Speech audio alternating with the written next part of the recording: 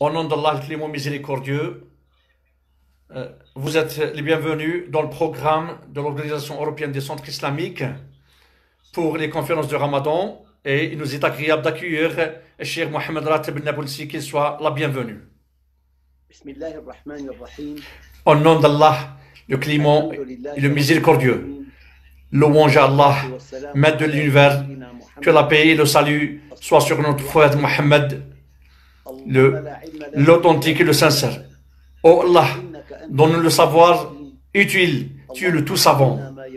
Oh Allah, apprends-nous de ce qui nous est utile et rends-nous des savants et montre-nous la vérité et guide-nous vers son suivi et montre-nous l'injustice et préserve-nous de le suivre. Et tu nous laisses parmi les gens qui écoutent la parole et suivent la meilleure. Et fais-nous rentrer dans ta miséricorde au sein de tes serviteurs saints. À vrai dire, il y a une maladie sociale.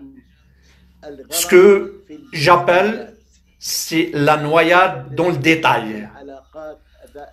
C'est les relations. Mais tu es qui, ô l'être humain? Quelle est ta nature? Quel est ton rôle? Quel est ton statut? Il faut savoir avec certitude que tu es la première créature chez Allah, en premier classement, par ordre de classement, et le mieux placé. Et tu as une responsabilité devant Allah. Tu es la première créature. Il faut connaître ton secret de ta raison d'être, ton existence. Allah dit, sauf ceux qu'Allah a accordé sa miséricorde, et c'est ainsi qu'il les a créés. Allah, qui soit exalté, nous a créés pour nous accorder sa miséricorde, qui nous rend heureux dans cette vie basse et la vie de l'au-delà. Il nous a créé les cieux et la terre, un paradis où il n'y a personne qui lui venait à l'esprit. Et celui qui a peur d'Allah, deux paradis, un paradis sur terre et un paradis dans l'au-delà. C'est le paradis éternel. Donc c'est à la portée de tout le monde. Je dis à la portée, c'est inestimable. C'est possible que tu achètes sa clé du paradis. La clé du paradis, c'est de connaître Allah en sa qualité de créateur, d'omniscient, des attributs parfaits, de connaître son issue, son sentier, de mettre en pratique sa ligne, de le contacter et de l'invoquer. Si tu fais cela, tu as réalisé le secret de ta raison d'être sur terre. C'est pour cela, quand la mort vient, tu passes d'un état à un autre état meilleur. Tu passes d'une vie terrestre à une vie céleste. Tu passes d'une vie coupée à une vie éternelle. C'est de connaître la vraie nature de l'être humain. Une première créature, honorée, dotée d'une raison, et responsable, digne de ce monde. Cette définition, ce qui est compliqué, c'est des instructions. À partir qu'on veille sur notre sécurité et sur notre bonheur, il faut suivre les ordres prophétiques. Quand quelqu'un voit un tableau qu'il ne faut pas dépasser le cheminée, tu regardes ce tableau, on limite de tes frontières pour te sécuriser. Si quelqu'un aime son soi-même, c'est un amour profond, exagéré, il faut qu'il suive les instructions du fabricant, du créateur, à savoir Allah qui soit exalté. C'est la seule partie qu'il faut suivre. C'est la seule partie qu'il faut suivre ses instructions. À partir que l'être humain veille sur son bonheur, sur sa sécurité, sur sa joie, ça c'est les instructions du Coran et de la tradition. Si vous vous y attachez, vous ne serez jamais égarés après moi. C'est le livre d'Allah et la sunna du prophète. À vrai dire, plus précisément, Ces instructions sont précises. Premièrement, au niveau de la pensée, c'est la création. Tu penses, la création des cieux et de la terre. Allah dit, dans la création du ciel et de la terre et de la divergence entre le jour et la nuit, c'est des versets, c'est des signes pour les gens raisonnables. Ceux qui invoquent Allah en étant assis et debout, sur leur côté, et ils réfléchissent à la création. Oh Allah, tu n'as pas créé ça injustement, préserve-nous de l'enfer. Ça veut dire une seule réflexion. La lune, le soleil, plus grand que la terre, d'1,3 million fois.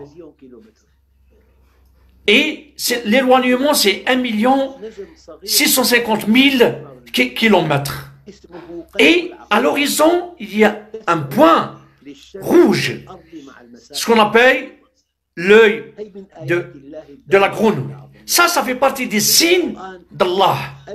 Dans le Coran, 1300 versets coraniques qui parlent de l'univers et de l'être humain. Les sujets du Coran, afin de porter des réflexions, de réfléchir, afin que tu saches, oh toi l'être humain, tu vas l'adorer. Mais si tu connais l'ordre sans pour autant connaître celui qui a donné l'ordre, tu as raté, tu es passé à côté. Il faut suivre. Et dans la plupart du temps, connaître l'ordre, ce n'est pas suffisant. Il y a le côté de pensée, du côté idéologie, côté croyance. C'est par souci de l'appel. Ça nécessite une réflexion. Ça nécessite la lecture des livres qui te montrent qui tu es, l'être humain. Soit tu observes, soit tu lis. Il faut acquérir la science, le savoir. Le premier verset, la première sourate, c'est « Lis ». Lis au nom de ton Seigneur.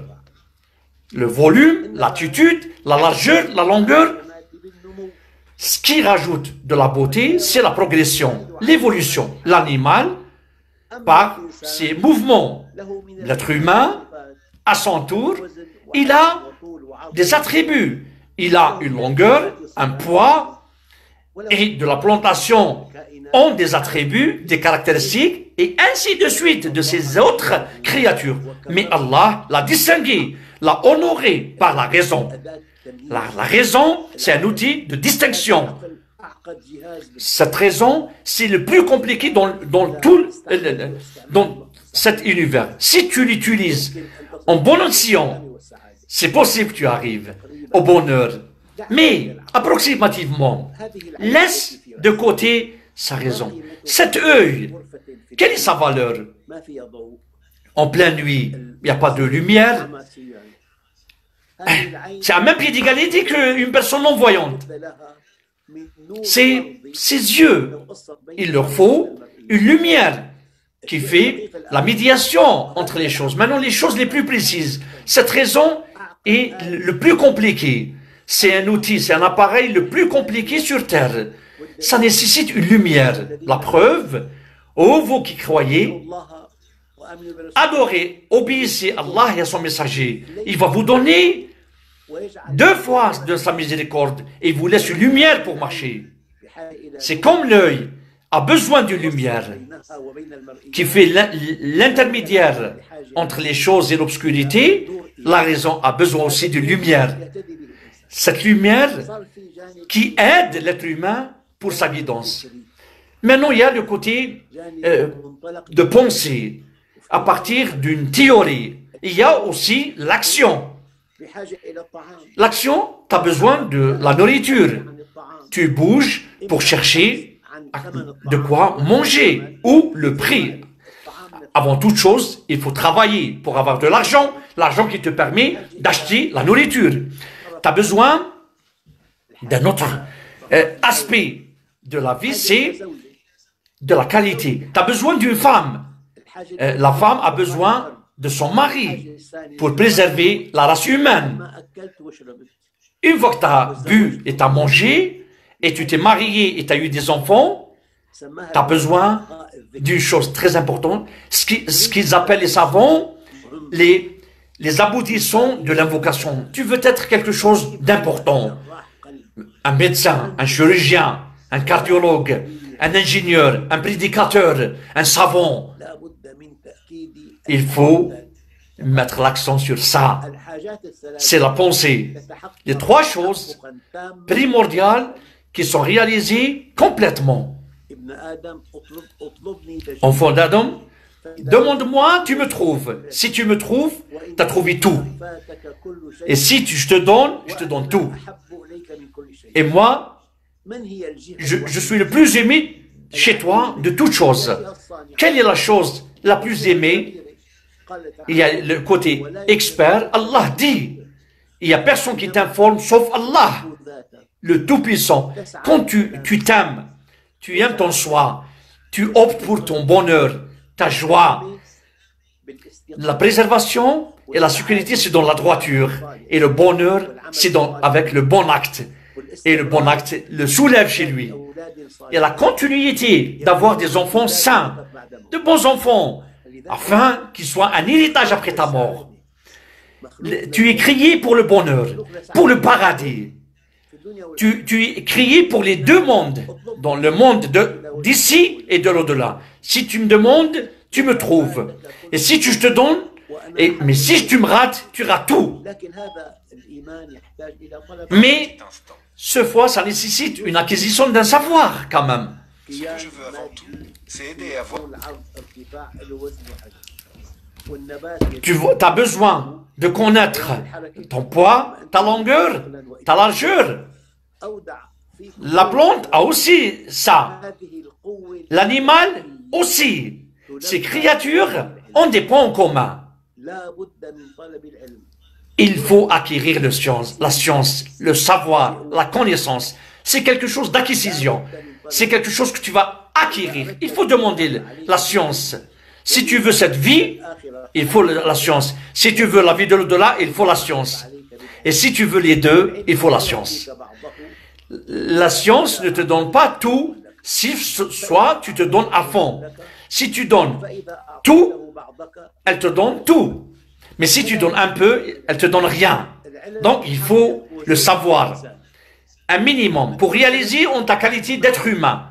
Sans savoir, écoute au Coran. Des morts non vivants. Comment mort? Avec les battements de cœur. Il est vivant, non? Non. Chez Allah, tu es mort. Si tu ne connais pas la vérité, si tu ne connais pas le secret de ton existence, l'objectif de ta raison d'être sur terre, c'est un être humain mort. C'est la mort de la foi. Quelle est la caractéristique? C'est Allah qui dit dans le Coran, qui décrit celui qui est égaré du Coran. Mort non vivant. Deuxièmement, c'est comme des bâtons qui ne bougent pas. C'est comme des troncs d'arbres. Troisièmement, c'est comme des ânes qui portent sur le dos. Et quatrièmement, c'est comme des bêtes. Il y a 4 caractéristiques dans le Coran qui décrivent l'être humain qui n'a pas acquis son savoir. Le savoir te permet de découvrir ta raison d'être. C'est qui t'a créé? Pourquoi il m'a créé? Est-ce qu'il y a une ligne à suivre? Une ligne de conduite?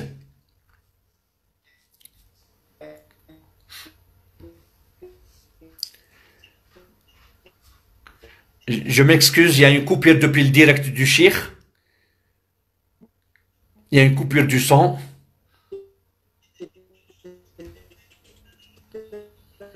Je m'excuse pour cette faille technique qui est hors de ma volonté.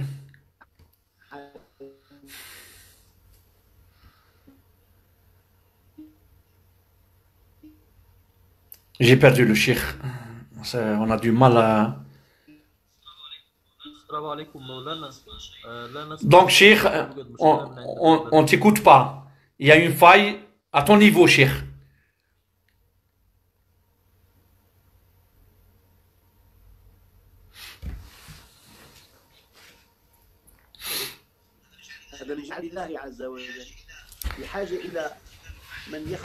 Donc, tu as besoin pour la relève. Tes enfants, c'est eux qui vont te relever. Tu as besoin de les éduquer, tu as besoin d'un argent, tu as besoin d'un travail,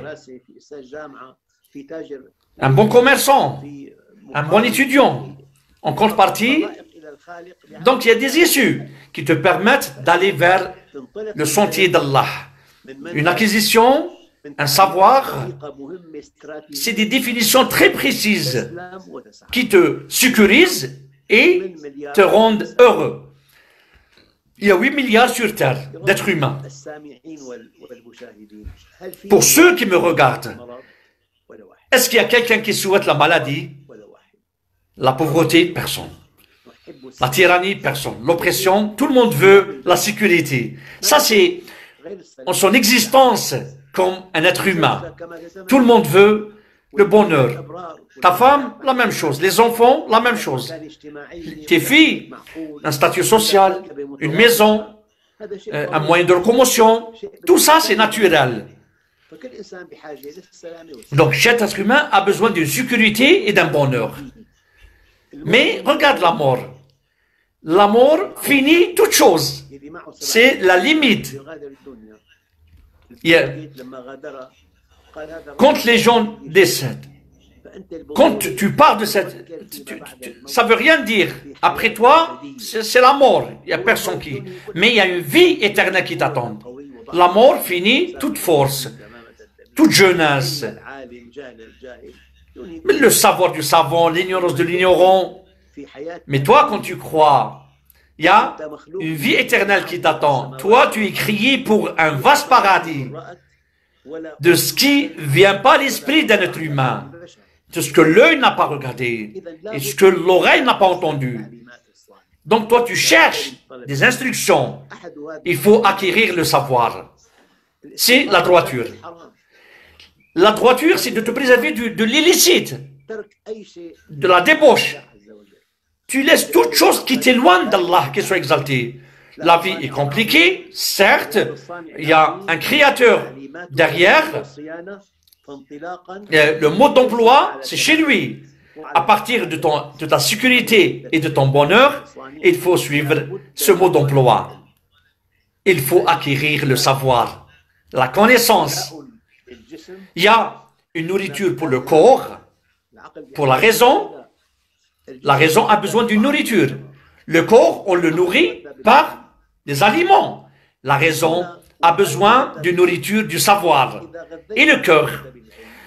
Si tu nourris ta raison avec le savoir et ton cœur avec les spiritualités, mais si tu te contentes juste de la nourriture de ton corps par les aliments, tu es passé à côté. Le Créateur, Allah dit, il n'y a personne qui t'informe, sauf Allah. Toute chose là t'a doté de tentations, mais il y a un canal propre, licite. Dans l'islam, il n'y a pas d'interdiction. Les ennemis de l'islam prétendent que l'islam, c'est tout est interdit. Plein d'interdits, plein d'illicites. Pour tentation, pour ton envie, ta jouissance, l'islam t'a laissé un canal propre, net. Chaque tentation, il y a un moyen, un canal propre. Au contraire, le croyant, quand il se jouit de ce que Allah lui a rendu licite, c'est beaucoup mieux, 1 million de fois, beaucoup mieux qu'une voie illicite, impropre, impure. Ça, c'est une ligne, c'est une grande ligne. Donc le bonheur dans cette vie, et celui qui redoute Allah, il a 2 paradis. Donc, on a un côté idéologique, de pensée, intellect, et côté mouvement, action. L'action a 2 parties. C'est la droiture, tu ne manges pas l'illicite, tu n'as pas trahi, tu n'as pas menti, tu n'as pas créé la zizanie entre 2 individus. Côté positif, tu as dépensé. La dépense, la preuve, c'est l'être humain, s'il s'approche de son délai, qu'est-ce qu'il dit? Oh, mon Seigneur, faites-moi revenir. Peut-être j'aurais fait du bien. Donc, il s'est rappelé sa raison d'être au moment de sa mort. Donc, le héros, c'est celui qui connaît le secret de sa existence dans sa vie. Dans sa vie. Donc, si l'être humain suit la vérité en anticipant, la chose, et il aurait choisi le bon chemin. Il a choisi la bonne femme. Il a éduqué ses enfants d'une façon exemplaire. Plus tu t'approfondis dans la connaissance d'Allah subhanahu wa ta'ala, tu as formé un concept de l'islam d'une façon parfaite. Et entre autres, la droiture. Ton volume chez Allah, c'est en fonction de tes actes. Allah dit, et chacun a ses degrés chez Allah. Ton degré chez Allah, c'est en fonction de tes bons actes. Mais ton volume ici, dans cette vie, il y a des paramètres terrestres. Sur terre, c'est ton statut, ta maison, ton argent, ou peut-être tes paramètres de leader, ton statut social. Mais chez Allah, comment tu es, c'est avec ta droiture. Ça, c'est le côté doctrinal, croyance, et côté droit, et le chemin droit. Il faut que ce soit le prix du paradis. Des fois, si on t'offre une villa avec toutes ses commodités, on ne va pas te donner la villa, on va te donner juste la clé. Tes actes, tes bonnes œuvres, tes bons actes. Depuis que tu connais Allah jusqu'à ta mort, ne vaut pas le prix du paradis. Ça vaut seulement la clé du paradis. Parce que le paradis, il y a ce que l'œil n'a pas regardé, et ce que l'oreille n'a pas entendu, ce que l'esprit n'a pas pensé. Donc, on étudie, on apprend. À 30 ans, tu as eu la licence. À 40 ans, tu as eu ton doctorat. Après, tu t'es marié.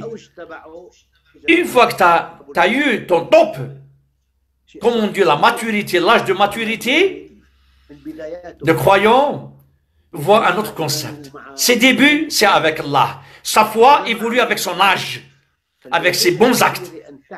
Le héros, c'est celui de connaître Allah en début, prématuré.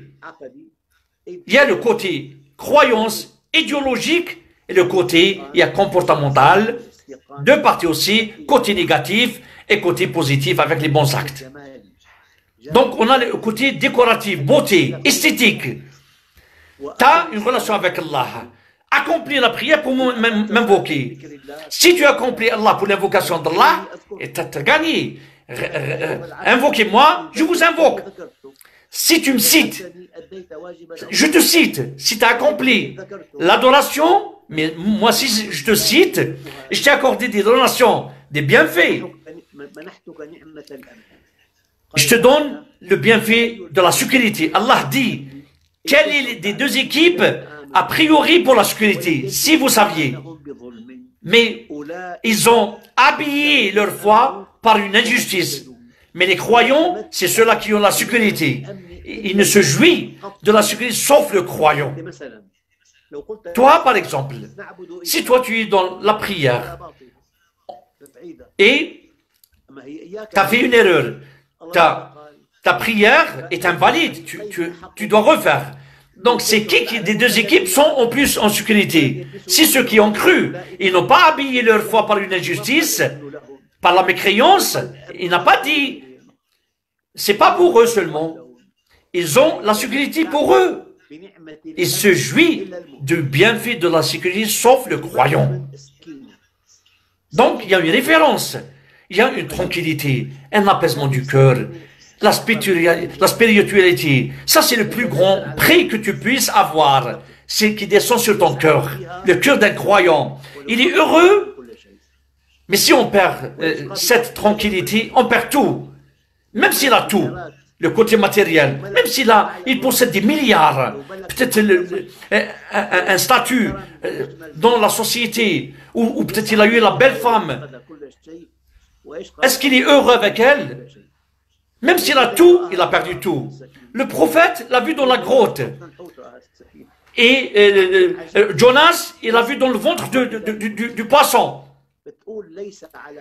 Donc, il n'y a pas sur terre quelqu'un qui est le plus heureux comme moi, avec mon corps et mon âme, si j'ai une relation étroite avec Allah qui soit exalté. Donc la donation d'Allah, c'est la réussite. la réussite. Tu te maries, oui, tu as réussi. Tu as eu un bon emploi, tu as réussi. Tes enfants, tu les as éduqués, oui. Tout cela dans tes voyages. Mais ma réussite ne vient que d'Allah. Toi, tu es un porteur de message. C'est qui a la meilleure parole? C'est celui qui porte le message d'Allah et il dit, je fais partie des musulmans. Tu es un prédicateur. Tu fais l'invitation. Si tu ne parles pas, il y a un nouveau mot, c'est la da'wa silencieuse. Ton comportement, fais foi, ton secret, ta confiance, ton courage, tout cela, ça traduit sur ton comportement, ta démarche. Toi, si tu commences à parler, oui, tu es un prédicateur, un prêcheur, quelqu'un qui a l'occasion d'avoir les clés du bonheur dans cette vie. Il ne faut pas retarder. Cette religion soulève le statut de l'être humain à un animal parlant. C'est qui? C'est la première créature chez Allah. Statut, honneur. L'être humain, vrai dire, des fois, l'animal, Allah, si l'être humain a connu Allah, il serait plus élevé que les anges. Parce que la raison, sans jouissance. L'animal est doté d'une jouissance sans raison. L'être humain est doté des deux. L'ange est doté seulement d'une adoration. Mais il y a les deux. S'il y a un déséquilibre, s'il y a la raison qui mène, il s'approche vers les anges. Mais si l'autre qui prend, il est tout proche de l'animal. Il y a deux choses à la pyramide de l'humanité, les prophètes et les forts. Les forts, ils ont eu la force, le pouvoir. Les prophètes ont possédé les cœurs. Les forts, on parle d'eux en leur présence, mais les messagers, on parle d'eux en leur absence. Ils ont vécu pour les gens. Les forts sont vécus, ils ont donné sans pour autant récupérer. Mais les prophètes ont donné, ils ont récupéré. Ils ont joint l'utile à l'agréable. C'est de suivre les prophètes. C'est pour ça la religion est droite et grande. C'est la ligne divine. On voit vers la purification. C'est une religion de pudeur, de droiture, de donation, de principe. Oh, celui qui est venu vers la vie, t'a donné, t'a reçu, t'a rendu sacré les choses et le statut de l'être humain. Oh, celui qui a purifié son ego, son âme, son instinct, t'as été au statut de l'être humain, au sens propre du terme. T'as donné, t'as rien reçu. C'est pour ça, plus tu connais Allah, plus tu es proche d'Allah et plus heureux. Mais si tu n'étais pas ainsi, tu aurais passé de l'autre côté. C'est pour cela, chers frères et sœurs, il y a deux choses fondamentales. Non, l'être humain n'a pas peur, sauf de son péché. Il n'espère que la miséricorde d'Allah. Il n'a pas peur, sauf de sa bêtise, de son péché. Il n'a peur. L'être humain, il dit, s'il n'y a personne sur terre qui est le plus heureux que moi, sauf le plus pieux, ça veut dire qu'il a un problème. Parce que c'est un chemin clair. Il faut acquérir la science. Si tu veux la vie, il faut avoir la science. Si tu veux la vie de l'au-delà, il faut avoir la science. Et si tu veux les deux, il faut avoir la science. Et la science ne te donne pas une partie, sauf si tu te donnes à fond. Si tu donnes une partie de toi, elle te donne rien. Donc, on restera à acquérir la science. Si tu penses que tu as su, il est ignorant. Il a ignoré. Un acquisiteur du savoir, il avance vers Allah. Mais l'ignorant, il se contente. J'espère qu'Allah préserve votre foi, votre croyance. Vous qui nous regardez, votre santé, vos familles, qui vous préservent la stabilité du pays où vous vivez. c'est un bienfait. Il n'y a personne qui la connaît. Et chaque année, que vous soyez en bien et en bonté, louange Allah. Notre cheikh, il y a une question. Combien on arrive à joindre celui qui veut être apparent et entre ce que vous venez de dire, de sa nature, il veut qu'on le cite. Donc, si lui, il veut être apparent au détriment, c'est un grand péché. Mais si quelqu'un l'a honoré, l'a doté, et sa demande est modeste, il n'y a pas de mal entre ceci et cela. Le problème, c'est l'arrogance. C'est le complexe de supériorité. Il ne rentre pas au paradis celui qui a un grain d'arrogance. Tu manges, tu bois, tu acquiers la science, tu gagnes le statut, tu achètes une maison, tu te maries, tu as des enfants. Tout est naturel. Et en dessous de... qu'est-ce que tu veux? Mais sinon, ton souci, c'est de s'écarter des gens et d'avoir un complexe de supériorité, de cette mégalomanie. Donc, il ne rentre pas au paradis celui qui a un grain d'arrogance. Et à la fin, je vous remercie à mon nom et au nom du président de l'Organisation européenne des centres islamiques et tous ceux qui nous ont regardés en ce live. Merci à toi, Cheikh.